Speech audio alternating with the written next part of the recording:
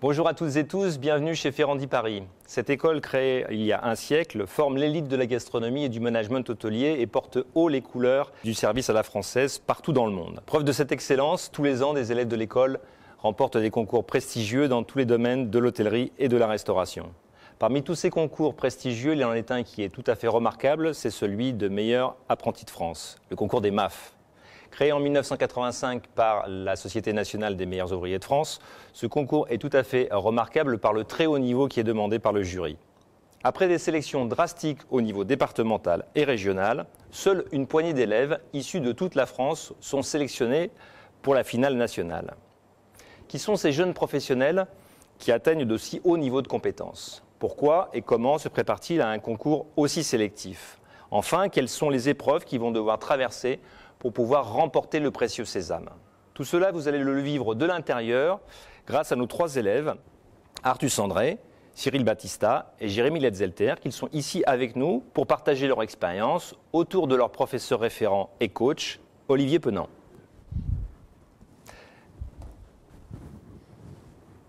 Bonjour Olivier, alors cette édition, la dernière édition du MAF Art de la table et du service, vous allez évidemment vous en souvenir très longtemps. Ah oui, celle-ci, elle a été vraiment particulière dans tous les sens du terme, puisqu'elle a duré extrêmement longtemps. On a cru qu'elle n'aurait jamais lieu. On doit présenter 3 jeunes ici, ce qui est un petit exploit, parce qu'en règle générale, on accompagne un jeune, éventuellement 2. Et puis on a eu peur parce que, avec toute cette situation assez anxiogène, on a dû faire en sorte d'attendre, de croiser les doigts, que les personnels meilleurs ouvriers de France, les organisateurs, Emmanuel Fournis, fassent en sorte de dire on a le feu vert et on réalise ces sélections. Cyril, qu'est-ce qui pousse des jeunes comme vous à passer un concours aussi sélectif? Écoutez, personnellement, pour moi, il y a eu 2 aspects, l'aspect personnel et professionnel. Pour ce qui est de l'aspect personnel, on a le surpassement soi-même, la discipline, la rigueur, le fait de se challenger. Pour l'aspect professionnel, le fait d'obtenir et même le fait de participer à un concours tel qu'un des meilleurs apprentis de France permet d'ouvrir des portes dans le monde professionnel. C'est pour cela, c'est tous ces aspects-là qui m'ont permis de m'inscrire à ce concours. Également ma famille qui m'a poussé à réaliser ce concours et mon professeur Stéphane Magnier qui m'a poussé également à réaliser ce concours lorsque j'étais à Ferrandi Saint-Gratien. D'accord. Jérémy, ça a représenté des mois d'entraînement ce concours. Tout à fait, on est même presque à plus d'une année. Ouais. Ça a débuté lors de la sortie du sujet, donc, qui était en octobre-novembre. Donc depuis ce moment-là, on s'est vraiment penché sur le sujet. À ce moment-là, j'étais encore à Strasbourg, au lycée Alexandre Dumas à Kirch, et donc j'ai rejoint Ferrandi donc récemment en septembre. Olivier, on voit Artus qui est derrière nous. Qu'est-ce qu'il est en train de préparer? Donc, il est en train de faire un atelier sur le cocktail. Le cocktail, c'est ça. On avait plusieurs ateliers qui représentent un peu toutes les matières, toutes les compétences qu'il faut avoir lorsqu'on veut travailler au sein des arts de la table et des métiers de la restauration. Et donc l'un de ces aspects, c'est la réalisation d'un cocktail. Il y en a plein d'autres, on en parlera certainement tout à l'heure. Et là, il va frapper. D'ailleurs, je vais le laisser faire.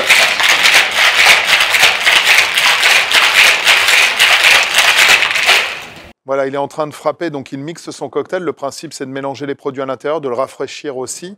Il avait à créer un cocktail sur le thème de Guignol et marionnettes. C'est pour ça que l'on a ces deux produits posés sur la table. Et il devait travailler sur ce thème un peu enfantin, en mixant des produits. Il avait un choix, tout comme ses camarades, et lui en a fait un et a un principe spécifique qu'il expliquera certainement tout à l'heure. D'accord. Quelles sont les autres épreuves principales qu'on peut trouver dans une finale comme le MAF? Alors, on doit créer une mise en place sur table.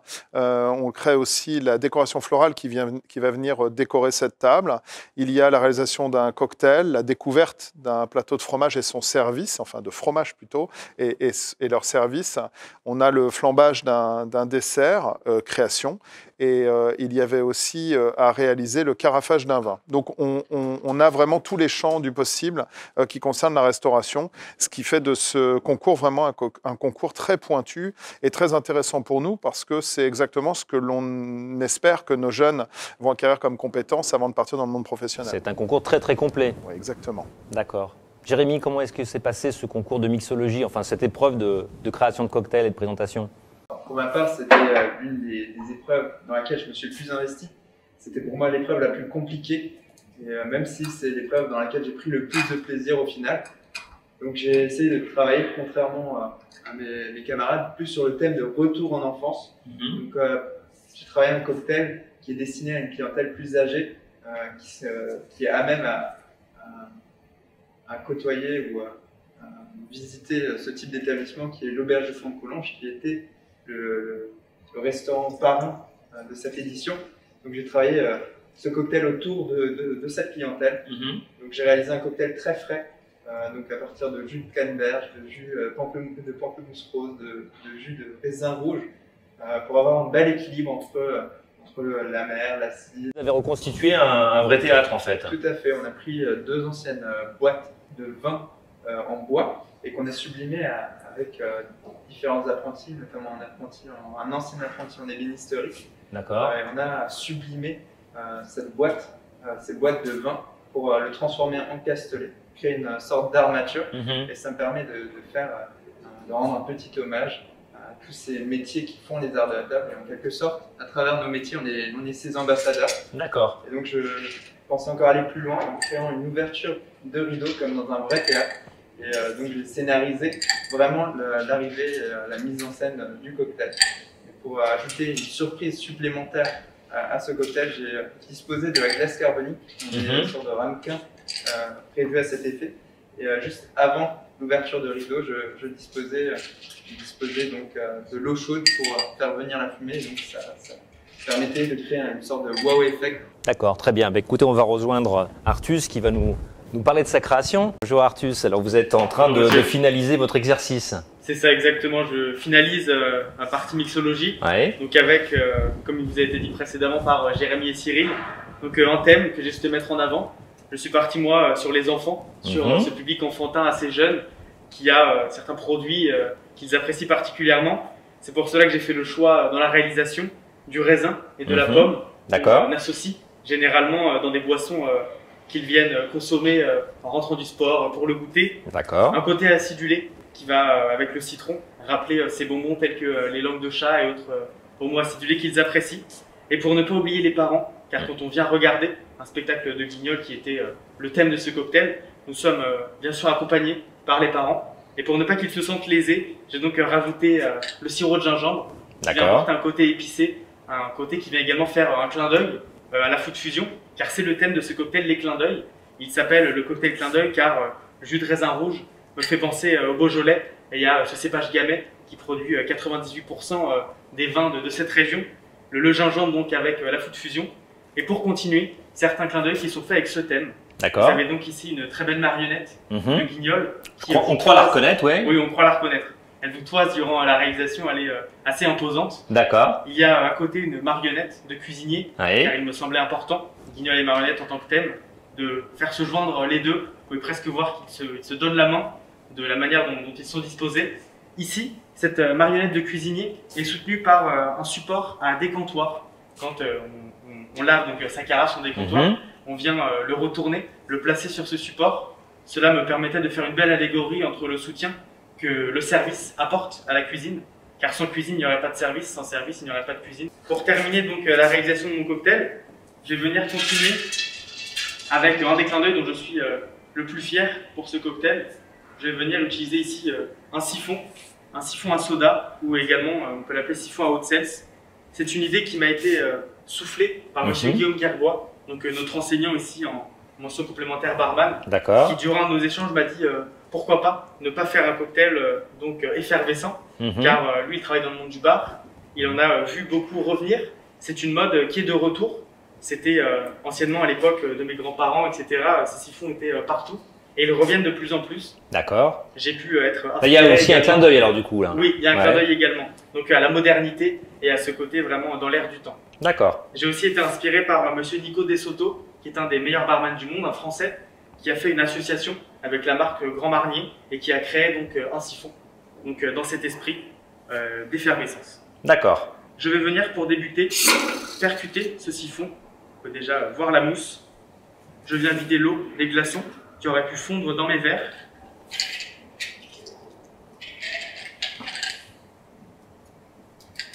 Et je vais ensuite pouvoir venir servir ce cocktail. Vous allez pouvoir voir un très beau clin d'œil.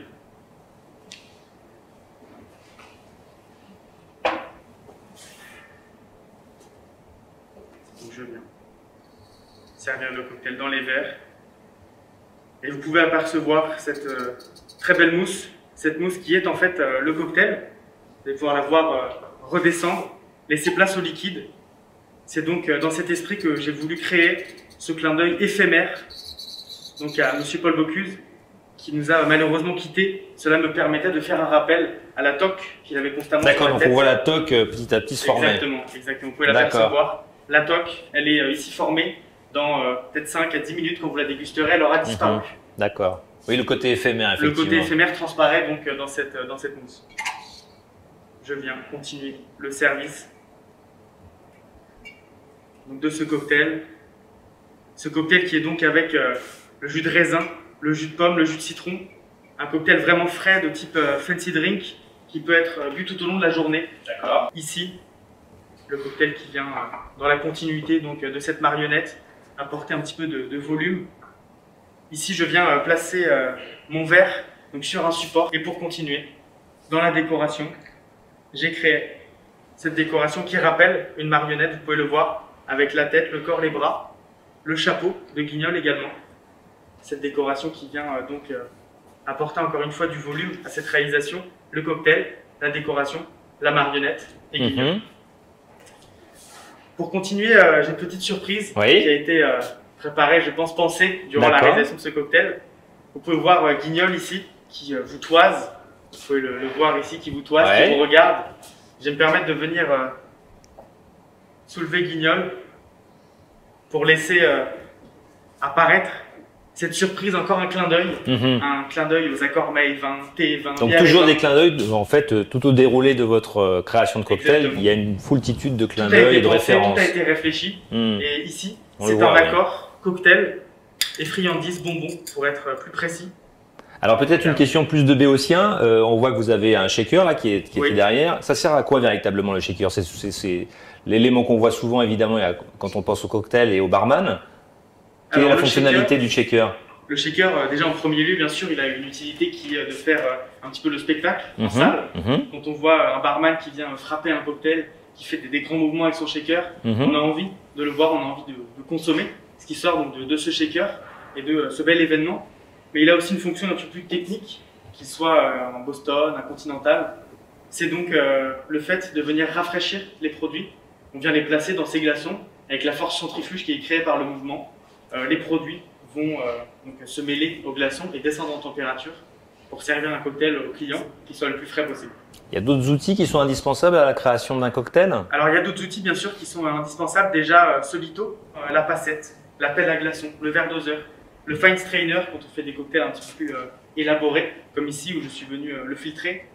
Pour certains barman plus contemporains, il y a les siphons qui sont utilisables, mais bien sûr le shaker reste l'élément principal et emblématique du barman, qu'il soit français ou étranger. D'accord. Alors au-delà des recettes et au-delà du matériel qui peut être utilisé, qu'est-ce qui pour vous est le plus important dans la réalisation d'un cocktail?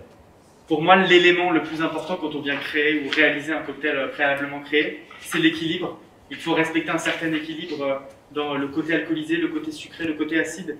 C'est pour cela qu'une règle a été mise en place. On l'apprend à l'école. Même nous qui ne sommes pas spécifiquement formés pour être des barman, nous apprenons cette règle. C'est la règle des 3 S. Sweet, sour and strong. Pour le sucré, l'acide et la puissance de l'alcool. Il faut que tout cela soit bien équilibré pour créer un cocktail qui plaise aux clients. Donc c'est surtout la balance, l'équilibre des parfums, etc. Exactement. Merci Artus. Merci à vous, avec grand plaisir.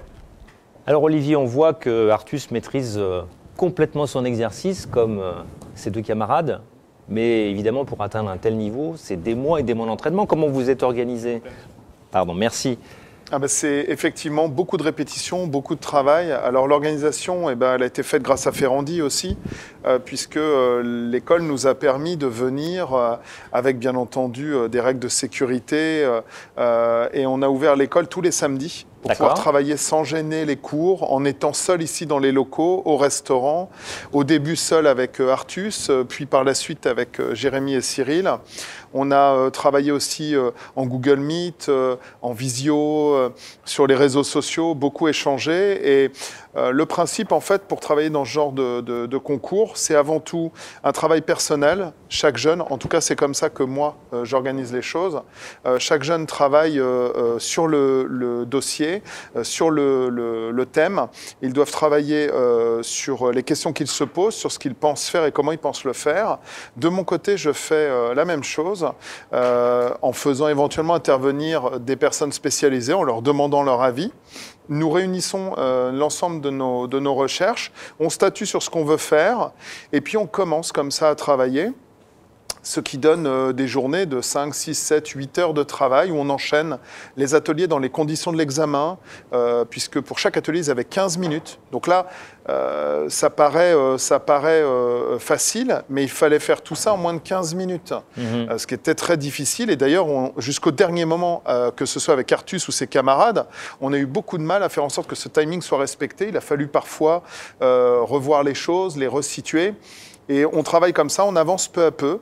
L'idée, lorsque l'atelier me semble cohérent, je fais en sorte de faire intervenir des invités. On a David Biro, qui est meilleur ouvrier de France en sommellerie et 2 fois vice-champion du monde en sommellerie, qui est venu voir aussi travailler les jeunes et qui, du coup, alors que l'atelier est finalisé, va venir apporter sa petite touche et ainsi de suite. Fabien Laporte, un de nos anciens aussi, qui officie en règle générale sur les argumentaires commerciaux dans les concours. Donc, je l'ai fait intervenir sur ce genre de recherche spécialement. Et c'est comme ça qu'on arrive à construire le coaching et à les emmener sur un marathon de plus d'1 an à se former pour pouvoir présenter ce genre d'atelier qui aujourd'hui paraît facile, mais qui a 15 mois à 16 mois de répétition. Cyril, est-ce que vous avez des anecdotes sur à la fois peut-être ces mois de préparation, vos entraînements, ou pendant vos épreuves, que ce soit de sélection ou que ce soit pendant la finale nationale? C'est un marathon sur le temps. C'est pas un sprint, il faut prendre le temps de bien choisir ce qu'on veut mettre en avant et comment on l'a pensé. Tout cet aspect-là est assez compliqué à mettre en avant, mais après plusieurs entraînements, on commence à comprendre et à faire vivre cet atelier et ces ateliers. Ce qui est important, c'est vraiment de le faire vivre à ses clients et de les emmener dans un voyage à travers chaque atelier pour qu'ils se souviennent de nous et qu'ils passent un agréable moment. Alors au-delà de l'habileté que vous avez petit à petit acquise en répétant tous ces gestes de très très nombreuses fois, il y a aussi tout un aspect connaissance que vous devez avoir. Comment est-ce que vous avez fait pour acquérir toute cette connaissance, l'engranger, la retenir et puis après pouvoir, j'avais envie de dire la digérer pour pouvoir après la ressortir au jury? Tout à fait, c'est sûr qu'il y a vraiment un aspect technologique comme l'a dit M. Penant. Il y a vraiment une partie technologique qu'il faut prendre en compte dans ce concours. Il ne faut pas seulement l'apprendre, mais il faut aussi savoir l'exprimer. D'accord. Il faut trouver le moyen de se rappeler des anecdotes, que ce soit historiques, géographiques, sur un certain nombre de produits. Je pense notamment à l'épreuve d'argumentation commerciale. On avait une carte, on devait tout savoir sur une carte. Alors Cyril, comment est-ce que vous avez fait justement pour acquérir toutes ces compétences, toute cette connaissance gastronomique, culinaire? Écoutez, ça va rejoindre ce que vient de dire Jérémy. C'est vraiment la passion, l'investissement personnel qui permet d'engranger toutes ces connaissances.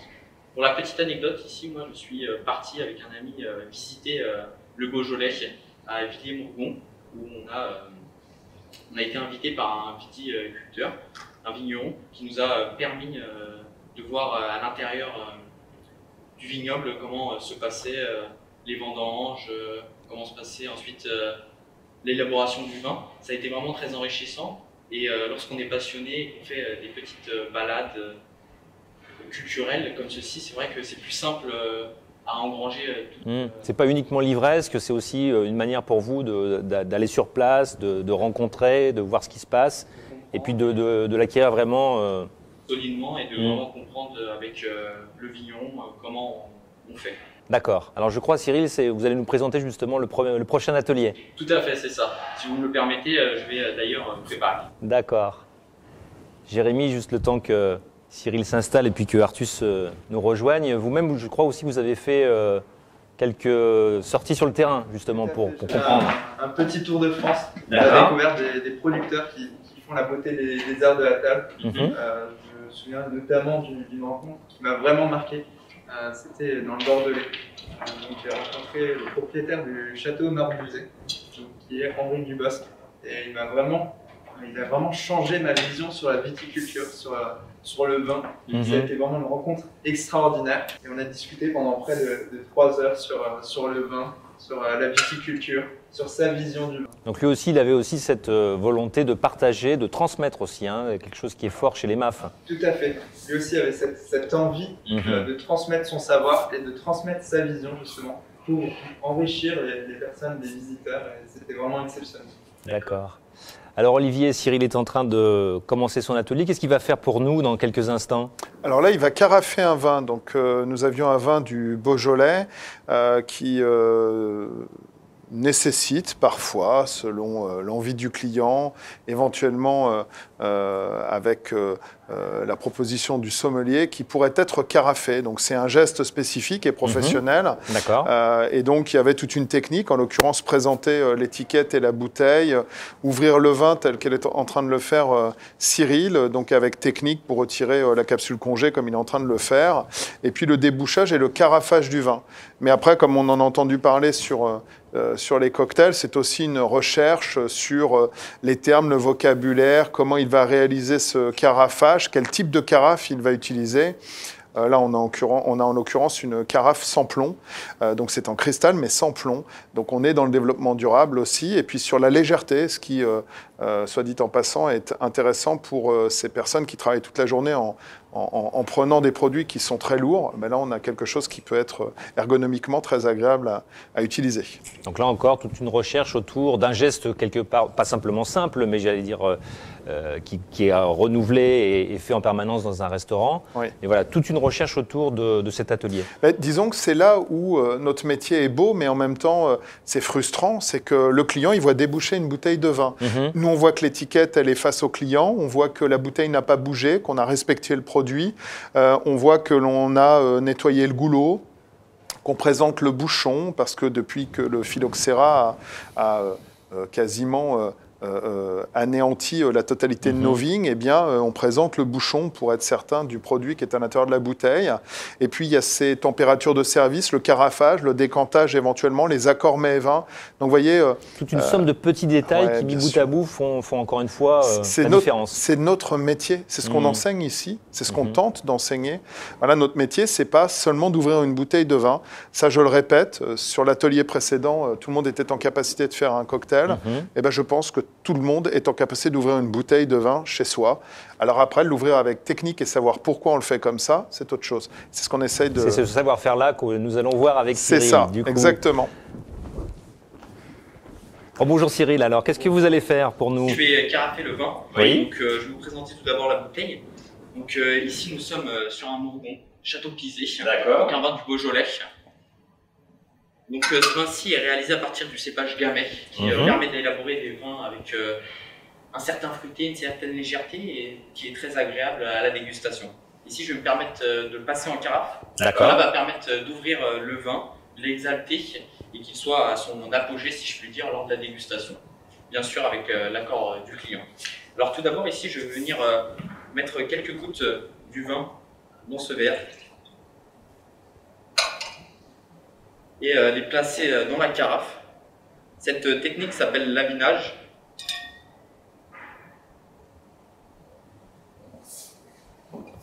Donc le fait d'aviner va permettre d'enlever les dépôts, les petites poussières qui auraient pu se nicher dans la carafe pour vraiment avoir une carafe propre, si je puis dire, pour vraiment faciliter la dégustation, avoir une dégustation optimale vis-à-vis du client.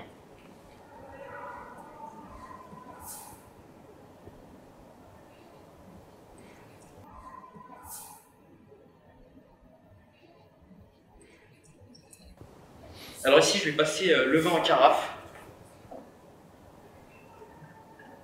Comme je vous ai dit, cette technique va permettre d'ouvrir, d'exalter ces arômes et de venir ciseler ces tanins pour faciliter la dégustation.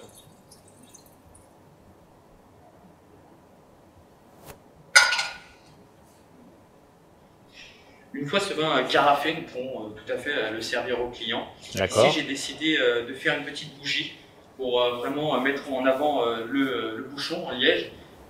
Généralement, les clients peuvent pouvoir potentiellement le regarder pour voir le liège. D'accord.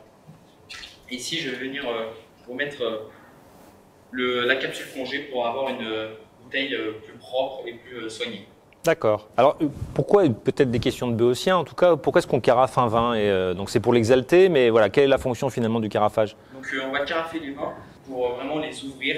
Le carafage se fait sur les vins jeunes, donc qu'ils soient blancs, rouges ou rosés. Donc c'est plutôt les vins jeunes? Tout à fait, c'est uniquement les vins jeunes. Et on a le décantage, à son inverse, lui, se fait sur les vins vieux. Alors c'est quoi la différence justement entre un carafage et un décantage? C'est vraiment pour, comme je vous l'ai dit, l'exalter, l'ouvrir. Et le décantage, on va y aller vraiment par parcimonie. Et ça va être de séparer la partie liquide et la partie solide. Donc le vin du dépôt qui aurait pu se nicher sur la fin de la bouteille. Ce qui va permettre au client d'avoir seulement le liquide et non des résidus lors de sa dégustation. Donc une technique différente en fonction de l'âge du vin. Tout à fait. Et on fait ça plutôt sur du vin blanc, sur du vin rouge? Alors là, le carafage, on peut faire très bien sur des vins blancs, rosés ou rouges. Et également, pour ce qui est des vins, des décantages, c'est plus sur les rouges ou les vins blancs également. D'accord. Alors, nouvelle question classique, à quelle température est-ce qu'il faut servir les vins? Alors pour ce qui est par exemple des blancs, on va peut-être commencer par les blancs. On va commencer par les blancs. Donc on va avoir les blancs effervescents de type champagne, par exemple. Ici, qui se servent aux alentours entre 6 et 8 degrés. Donc ils ne sont pas glacés, pas du tout même? Pas du tout. On va venir ensuite, lorsque vous êtes dans un restaurant, placer dans de l'eau glacée, donc l'eau et glaçons. On va venir le maintenir à température tout le long du service pour que le client puisse le déguster à bonne température. D'accord, 6-8 degrés. Alors pour les vins blancs? On va monter en température, ça va être entre 8 et 10 degrés. D'accord. Pour les vins assez vifs et jeunes, pour les vins un peu plus blancs et plus élaborés, des grands Bourgognes par exemple, on peut monter aux alentours de 10-12 degrés lors de la dégustation.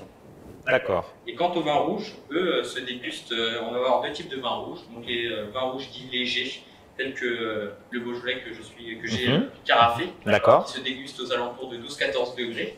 On va voir les vins plus tanniques, plus structurés, tels que les vins du Bordelais. On va déguster légèrement plus chambrés, donc aux alentours des 16-17 degrés. D'accord. D'accord. Donc même les vins rouges, on peut les baisser en température par rapport, si on fait ça par exemple l'été ou dans des périodes chaudes, il faut aussi baisser parfois la température des vins rouges. C'est pas uniquement pour le blanc. Non, pas uniquement pour le blanc. Les vins jeunes comme ceci, on peut se mettre, après on va pouvoir mettre la carafe dans un seau d'eau glacée pour vraiment le maintenir ici à température moins glacée que si c'était un blanc, pour ne pas casser le goût du vin, mais légèrement glacé pour que le client puisse le déguster toujours aux alentours de 10-12 degrés. D'accord.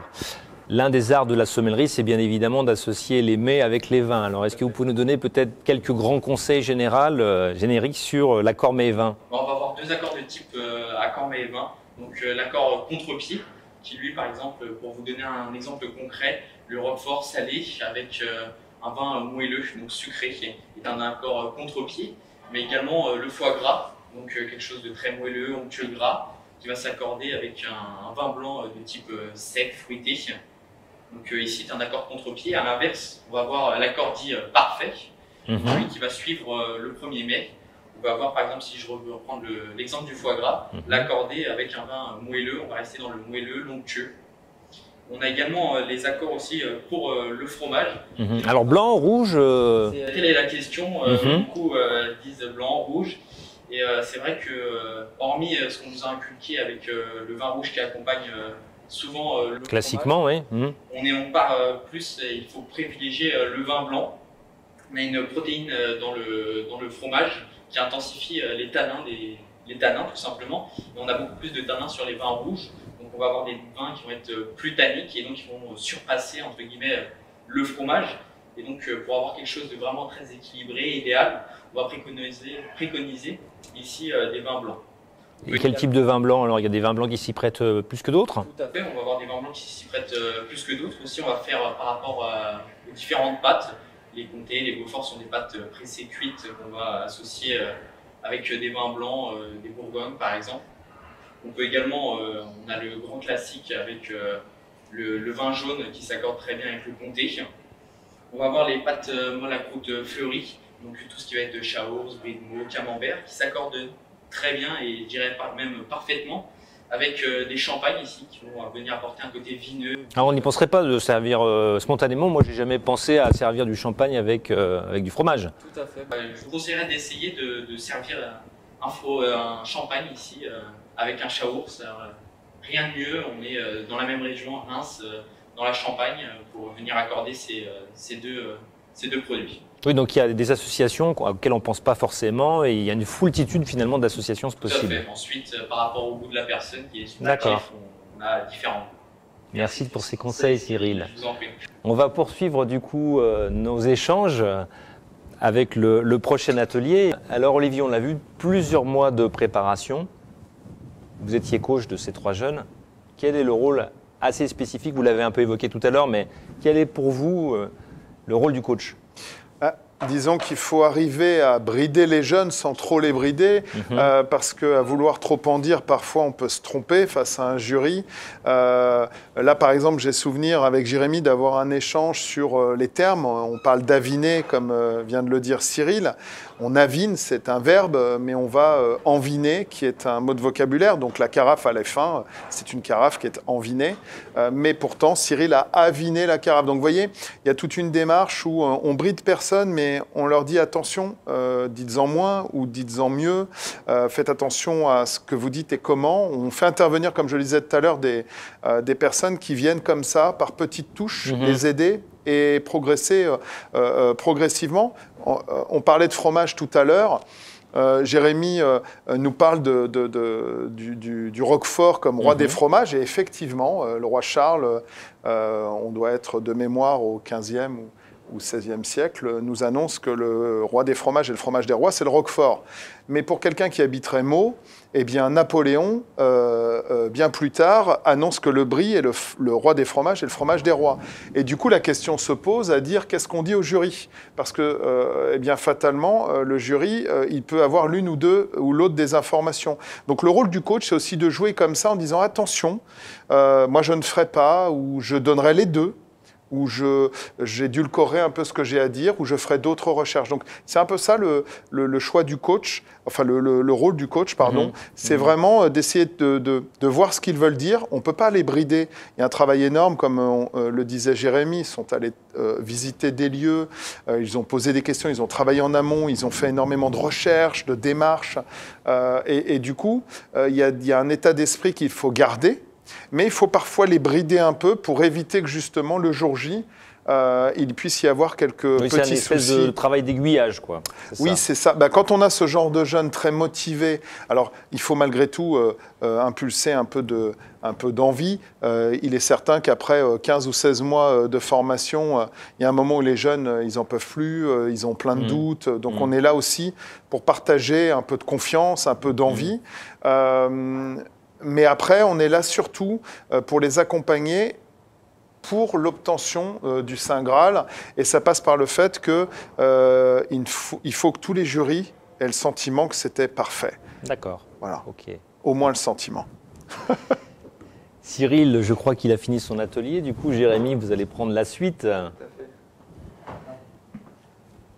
Artus, je crois que ce concours vous a déjà énormément apporté. Qu'est-ce que ça vous a apporté justement, ce concours ? Alors déjà, le fait de passer le MAF en soi, ça m'a apporté une belle remise en question. Également des très belles expériences, comme le fait d'aller rencontrer Stéphane Guénaud à l'Élysée, d'avoir David Biro qui vient voir comment je réalise un atelier. Ça m'apporte encore en ce moment, 2 mois après l'avoir passé, encore de la remise en question. Parce que, comme le disait Jérémy, il y a beaucoup de transmission. Il faut savoir transmettre à nos camarades de classe, déjà en premier lieu. Ça me permet également de vérifier à chaque fois ce que je leur dirai, bien que je l'ai appris durant mes entraînements pour le meilleur apprenti de France. C'est des choses qu'il faut que je vérifie toujours, il faut que je maintienne ce niveau qu'est le niveau d'un meilleur apprenti de France. Et ça m'a également apporté une belle visibilité aussi, il ne faut pas le cacher, parce que ce titre est vraiment prestigieux, très reconnu dans la profession. Artus, maintenant que vous êtes lauréat, comment est-ce que vous voyez votre avenir professionnel ? Alors mon avenir professionnel pour l'instant, déjà à court terme, c'est dans le BTS. Donc ce BTS MHR, Management en Hôtellerie-Restauration. Je suis en première année, la deuxième va suivre. Et j'espère, je croise les doigts, obtenir le titre à la fin, le diplôme, pardonnez-moi. Après ce BTS, j'aimerais faire de la sommellerie, aller en mention complémentaire sommellerie, c'est ma passion, j'adore le vin et le monde du vin. Et j'aurais envie, encore une fois, de me lancer dans une belle aventure qui est le MAF, mais le MAF en sommellerie, pour pourquoi pas être titré dans les deux domaines, ce qui pourrait faire que je serais un professionnel très complet en sommellerie et en salle. Alors Cyril, après votre bac service en salle que vous avez fait sur le campus de Saint-Gratien, je crois même que c'est là-bas que vous avez passé vos sélections départementales et régionales sous la conduite de Stéphane Magnier. Aujourd'hui, vous êtes en BTS, c'est cela? Tout à fait, au sein de Ferrandi Paris, où je vais tout d'abord mener à bien ce BTS, le terminer, en espérant l'obtenir, pour ensuite revenir, pourquoi pas, à Saint-Gratien, pour passer ma mention complémentaire en sommellerie. C'est vrai que l'œnologie, le monde du vin, m'intéresse tout particulièrement. C'est un monde qui est vaste, très riche et très complexe, et j'aimerais bien en apprendre davantage sur ce monde. Et à moyen terme, alors comment vous voyez d'un point de vue professionnel? Pourquoi pas partir dans un pays anglo-saxon pour me permettre ici de parfaire mon anglais et puis revenir, pourquoi pas à Paris et de travailler, je l'espère, dans un beau palace parisien et ici gravir les échelons afin d'obtenir un beau poste. D'accord. Olivier, qu'est-ce qu'est en train de faire Jérémy derrière nous? Alors, Jérémy est sur l'atelier création d'un dessert. Oui. Donc, ses camarades et lui avaient un ananas à valoriser avec des litchis. Et l'idée était de créer avec différents alcools, différents produits, selon leur envie et leur prisme, leur idée, leur histoire, un dessert. Donc c'était libre, si ce n'est sur les produits qui sont l'ananas et les litchis. Et donc il fallait animer ça face à des jurys, toujours en 15 minutes, avec une assiette qu'il fallait soi-même acheter, en faisant en sorte bien sûr de respecter des règles qui étaient des règles de coût. Il ne fallait pas que ce soit quelque chose qui coûte très cher, mais plutôt une recherche spécifique. Eh bien, nous allons aller voir Jérémy qui est en train de finaliser son atelier. Alors Jérémy, vous en êtes tout au votre atelier? Alors là, je suis en train de faire caraméliser mes ananas. D'accord. Donc sur cette épreuve, on avait travaillé deux fruits, donc l'ananas et le litchi. Donc pour cet atelier, j'ai souhaité faire un hommage à l'île de la Réunion. D'accord. J'ai travaillé des produits qu'on retrouve à on sent la vanille, hein? Tout à fait. Donc on est sur de la vanille bourbon. D'accord. Donc mon flambage se prénomme le flambage Mavéli, donc le flambage du volcan rayonnant. Et donc à travers ce flambage, j'ai créé toute une histoire, un lien entre les produits pour justement mettre en avant la destination de l'île de la Réunion, mais également les techniques de salle et transmettre une émotion. D'accord. Donc là, on est presque prêt pour flamber. Donc j'ai choisi de flamber au gin pour rappeler l'attaque de Saint-Paul qui a marqué l'île de la Réunion. Donc c'est la marine britannique, donc la Royal Navy, qui a attaqué l'île de la Réunion pendant qui a occupé l'île de la Réunion pendant près de 5 ans. Et donc là, on est sur un gin qui vient de la maison Blackfriars, donc de la distillerie Blackfriars. Et donc c'est la distillerie qui était le fournisseur officiel de justement la Royal Navy. D'accord. Donc j'ai choisi de travailler ce gin pour faire justement cet hommage, donc procéder au flambage. D'accord. C'est toujours la partie un peu technique, Tout à fait. un petit peu risquée. Pas risquée, maîtrisée j'imagine. Bien sûr.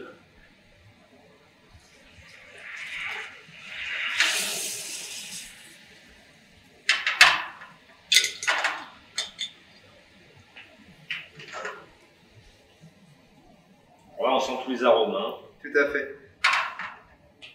Je vais procéder au dressage.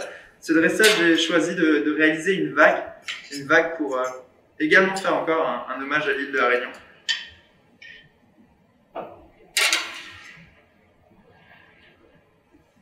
Donc j'ai dressé en vague et je souhaite à travers donc justement ce dressage mettre en avant l'ensemble des produits utilisés lors de ce flambage.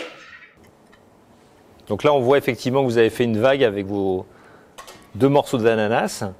Tout à fait.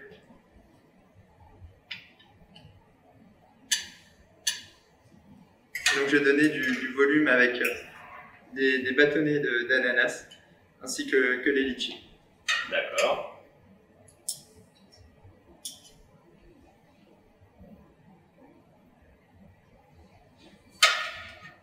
Tu as utilisé du miel, c'est ça, pour faire... J'ai réalisé un caramel au miel. C'est un produit qu'on retrouve en abondance à l'île de la Réunion. Je ne savais pas qu'il y avait spécifiquement il y a du miel de partout, mais d'accord. On trouve même un miel qui est assez particulier, qui s'appelle le miel vert. C'est un miel de montagne qui a une couleur verdâtre. D'accord. C'est une des particularités de l'île de la Réunion. On retrouve également un autre miel qui est le miel de fleur de litchi. Et donc on va retrouver ce goût de litchi dans ce miel. D'accord. Désormais, je vais ajouter dans le caramel du sirop de canneberge pour faire un hommage aux marins. Pendant les traversées, ils consommaient des canneberges parce que c'était un fruit très antioxydant et ça leur permettait d'éviter d'avoir des maladies comme le scorbut. Et sur le côté de l'assiette, vous retrouverez une petite brunoise d'ananas qui va représenter les cadeaux de bienvenue qu'on offrait aux marins lors des traversées. Et donc, on leur donnait des petites tranches d'ananas pour qu'ils puissent se désaltérer. Et c'est vraiment cet hommage, ce cadeau de bienvenue que j'ai essayé de mettre en avant à travers cette brunoise. Alors là aussi, il y a des parfums là, complètement différents par rapport au début de l'atelier avec le jus de canneberge. Tout à fait. Donc, ça permet de créer un équilibre dans l'assiette et d'avoir différentes saveurs.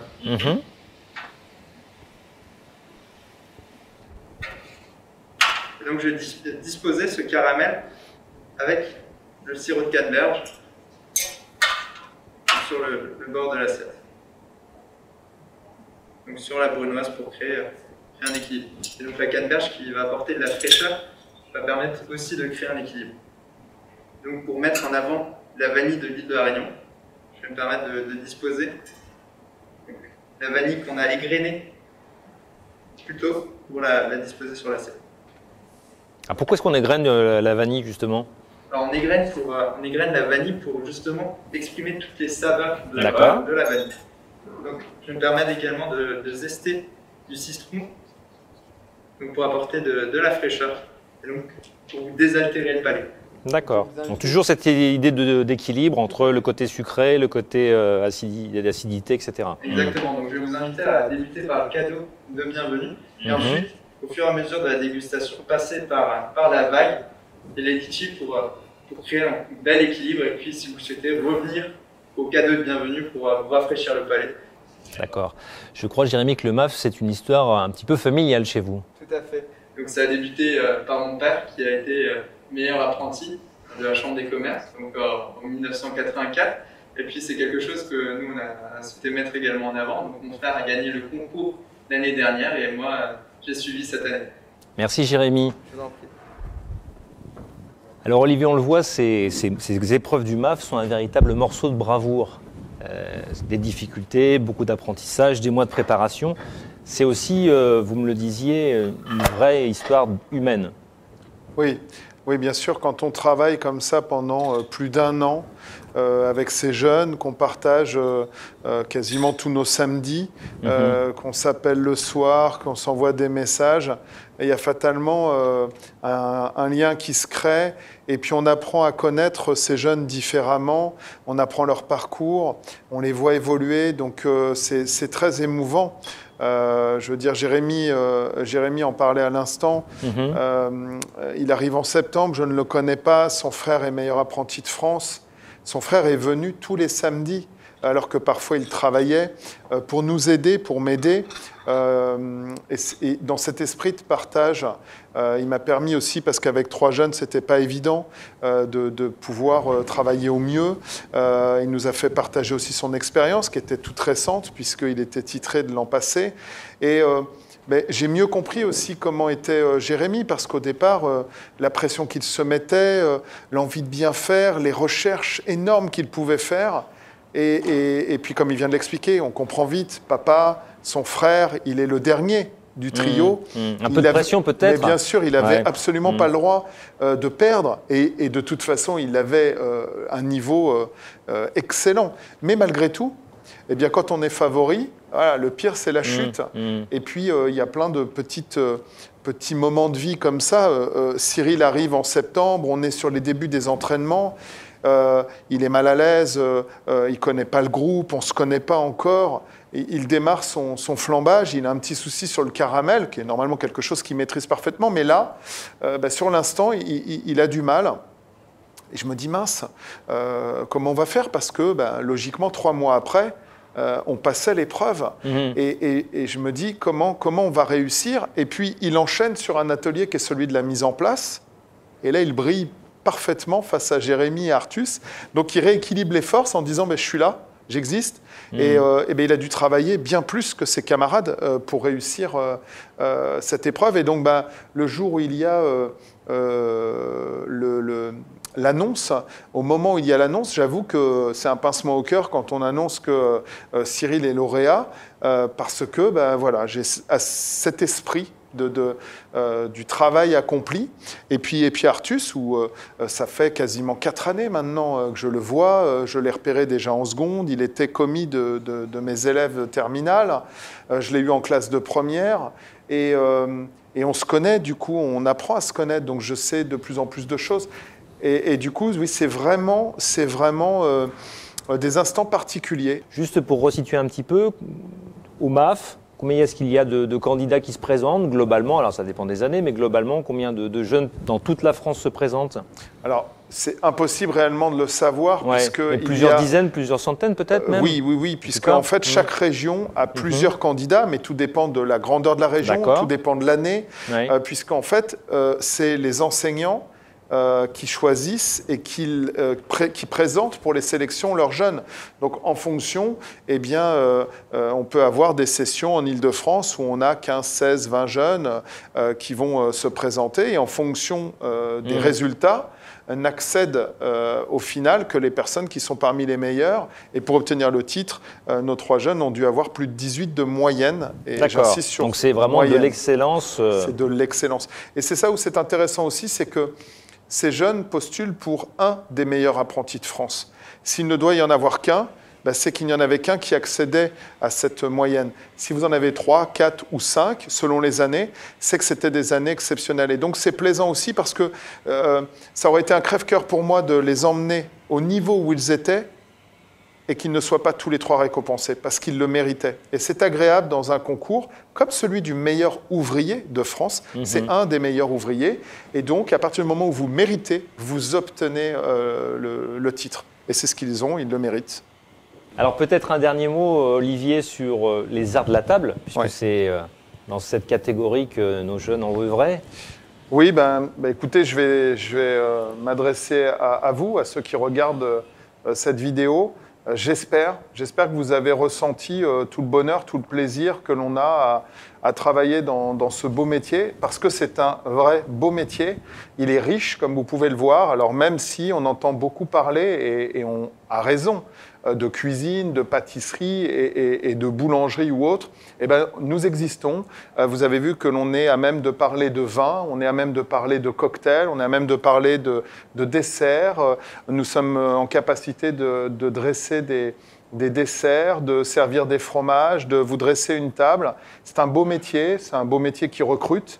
C'est un métier qui recherche des jeunes qui ont envie de travailler et qui pourront faire une belle carrière, parce que si on a envie dans ce métier, on peut réussir.